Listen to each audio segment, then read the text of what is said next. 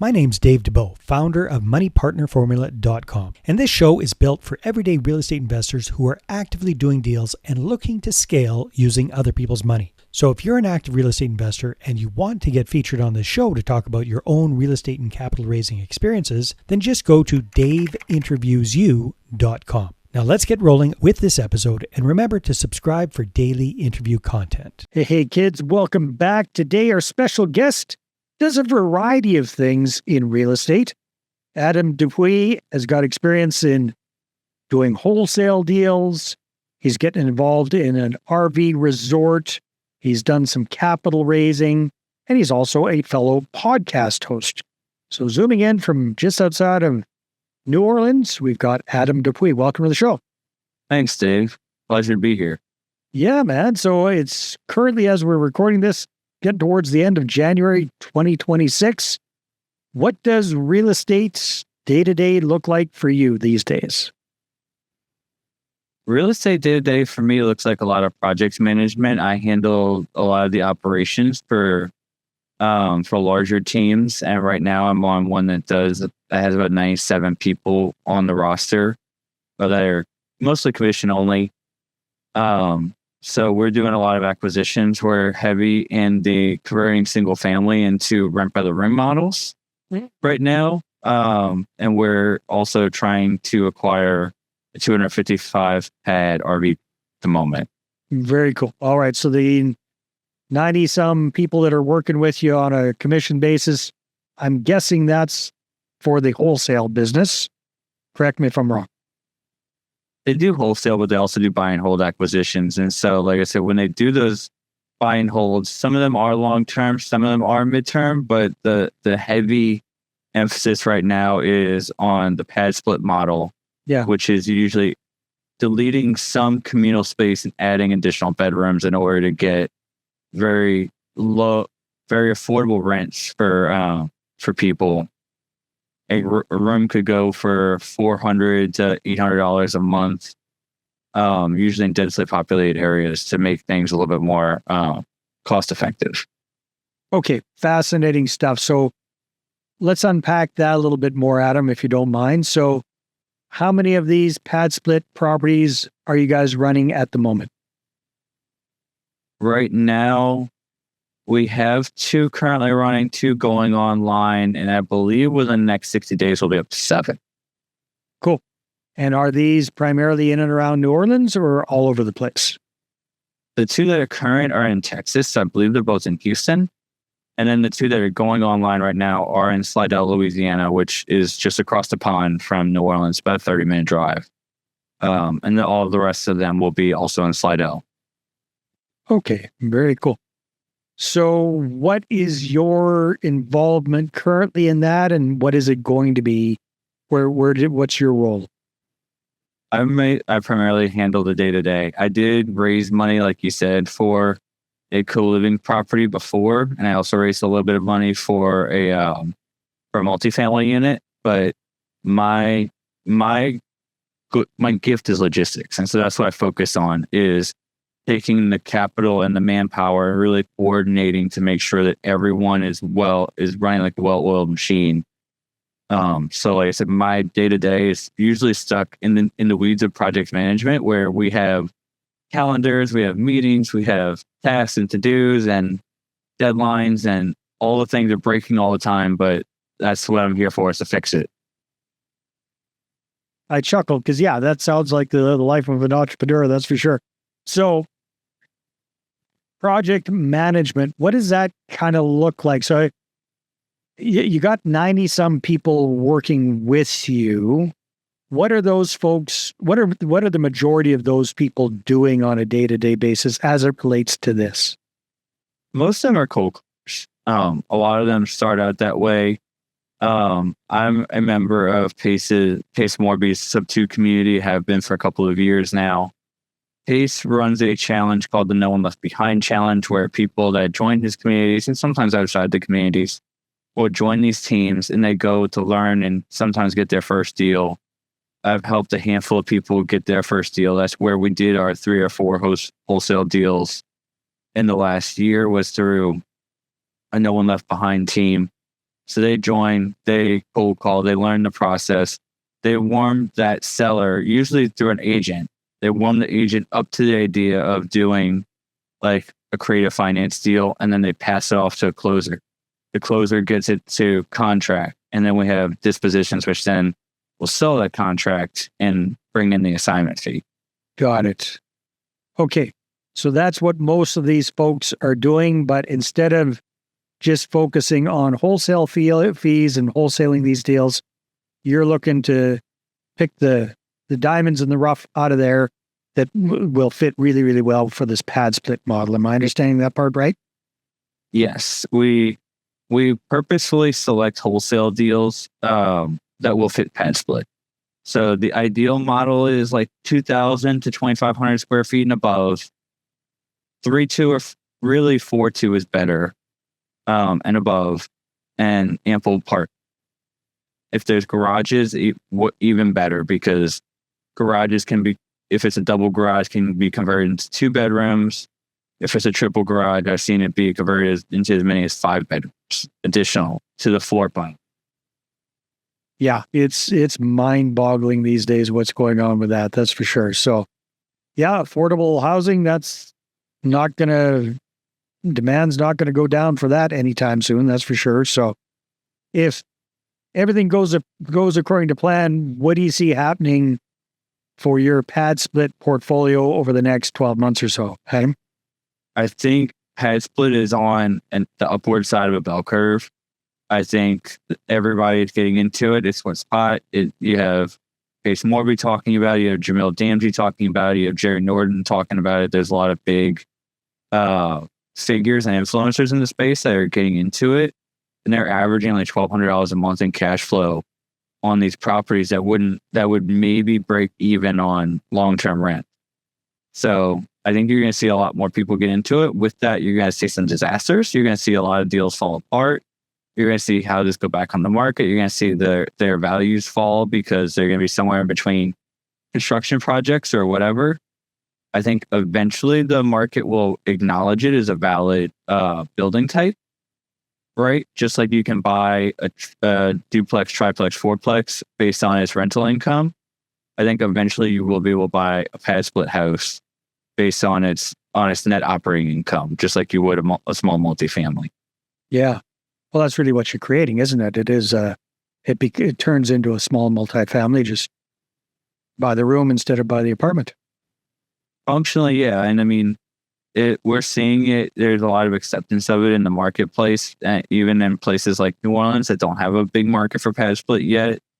I've spoken with the pad split rep personally in Dallas, and they've thrown events here. They're trying to expand that market share over here because there is the wages just aren't keeping up with the cost of living, and Louisiana has a relatively low cost of living to begin with.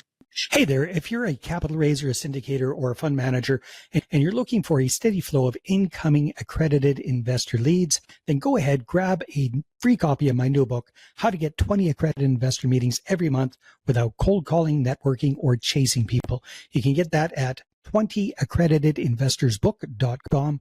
Again, that's the number 20accreditedinvestorsbook.com. Yeah. Very, very cool. So you've got a couple of these on the go already. What have been some of your big takeaways from this whole model so far? Not just the shiny good stuff, but what some of the unexpected challenges that have come up through this? Unexpected? Or expected. What are some of the challenges you've run up against? Insurance can be difficult. Insurance and financing are both very rigid industries that have been around realistically for millennia, but as we know it for, call it 100 years, 50 to 100 years. And they move just like the turtle moves, right? Like they don't exactly keep up with the times. The insurance and lending businesses are not really looking to lend on trends. They're looking to lend on what they know, what's stable. So there's, especially in Louisiana, insurance will kill a lot of deals. It just will. Being near water, the addition of flood insurance can ruin your monthly. And like I said, with the lending, a lot of people get in over their heads. And so the rule of thumb that I picked up from the pad split rep was you want your PITI to be no more than two grand a month. That way your expenses can be no more than, call it $3,000 a month. And that's if you have like 8 bedrooms, because that'll bring you somewhere between like 4,000 to 6,000 a month gross rent. So you really need a very good, healthy margin in there of anywhere, call it like, 40 to 100% margin from what your expense ratios are. Very cool. And as far as like renovations go, what have been your takeaways for what's typically required, involved for bringing one of these up to kind of profitability? The construction's getting really innovative. So there's a company out there, and it's evading me what the name of it is, but they do semi-permanent walls where they look like partitions, and they have, like a lever that you push the lever up and it pushes into the ceiling and into the floor, and it locks in place. Really? Yes, that's becoming a new hot thing. We build actual walls, like we frame them, but it's liquid nail on the bottom that holds it in place semi-permanently. So the same thing, like if you bump into it, is it going to fall? No, but if you kind of hit it with a good whack out of a sledgehammer, you take a running leap at it. Right. Yeah, like, don't test its integrity, please. Like I never ever want a tenant to hear that and be like, I'm going to go try this. Yeah. Because that's going to be a hefty bill for them. But semi-permanent is the way to go, because right now with pad split not being like a recognized building type, it's not technically a duplex, triplex, quadplex. If you do ever have to get out of the property, if you have to dump it, if you have to put it back on the market, it makes it very, very easy to, just take down those walls and convert it back to the original floor plan, clean up your mess, and then list it. All right. I didn't know that. That is very, very cool. So, and that setup's about $10,000 a room for when you're doing your rehab budgets or your construction budgets to get into a pad split. So what's your so when you're looking at a property, what's kind of your rule of thumb as far as minimum number of separate rooms you want to have, how many bathrooms per, how many people per bathroom, that kind of stuff? Do you have any rules of thumb around that? Yeah. You have to follow IBC, obviously. So you always have to check for windows and egresses.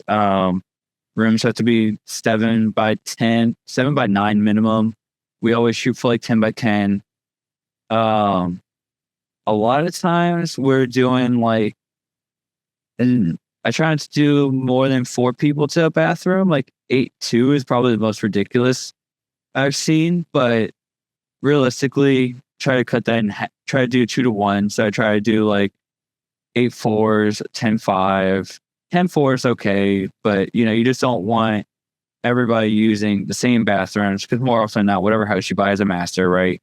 And you don't want, so you can oftentimes split a master if it's big enough and make it into 2 bedrooms, and those people can share a bathroom, but you don't want everybody traveling through the master to use to use a bathroom. So 2 to 1 is what I always shoot for. Sometimes you end up more than that. Sometimes you end up less than that. Well, rarely you end up more, but usually, and sometimes you can end up a little bit less than that and still get away with it. What's kind of the minimum number of rooms at the end of the day, like after you've done the renos, that you need for this to make sense? That opinion varies investor to investor.